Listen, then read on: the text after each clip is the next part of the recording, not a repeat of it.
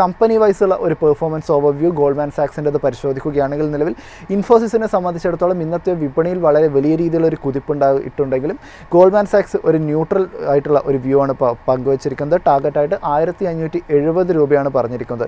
ഈ ഒരു 2026 സാമ്പത്തിക വർഷത്തിൻ്റെ രണ്ടാം പാദം പരിശോധിക്കുകയാണെങ്കിൽ നിലവിൽ 2% മുകളിലുള്ളൊരു quarter on quarter revenue growth കാഴ്ചവെക്കാൻ വേണ്ടിയിട്ട് കമ്പനിക്ക് സാധിച്ചിട്ടുണ്ടായിരുന്നു. കൂടാതെ എബിറ്റ് ഗ്രോത്ത് പരിശോധിക്കുകയാണെങ്കിൽ ഇയർ ഓൺ ഇയറിൽ ഏകദേശം 8% മുകളിലുള്ള ഒരു നേട്ടം, അതായത് എക്സ്പെക്റ്റേഷനുകളെ മറികടന്നുകൊണ്ടുള്ള ഒരു പ്രകടനം ഇൻഫോസിസിൻ്റെ ഭാഗത്ത് നിന്ന് ഉണ്ടായിട്ടുണ്ടായിരുന്നു.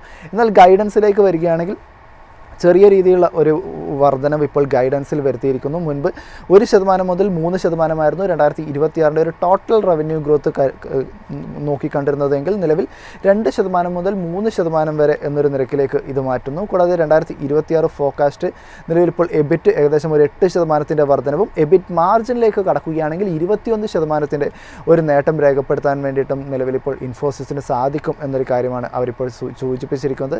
നിലവിൽ ഈ ഒരു ഓഹരി പരിശോധിക്കുകയാണെങ്കിൽ ഒരു റിസ്ക് റിവാർഡ് പരിശോധിക്കുകയാണെങ്കിൽ റിസ്ക് റിവാർഡ് റേഷ്യോ ഒരു ബാലൻസ്ഡ് ആയിട്ടുള്ള ഒരു നിരക്കിൽ നിലനിൽക്കുന്നു. എന്നാലും കമ്പനിയെ സംബന്ധിച്ചിടത്തോളം ഈ ഒരു IT ഡിസ്ക്രിഷണറി രംഗമൊക്കെ പരിശോധിക്കുകയാണെങ്കിൽ ഒരു ലിമിറ്റഡ് ആയിട്ടുള്ള ഒരു ഗ്രോത്ത് ഓപ്പർച്യൂണിറ്റീസ് മാത്രമേ ഇൻഫോസിസിൽ കാണാൻ വേണ്ടിയിട്ട് സാധിക്കുന്നുള്ളൂ.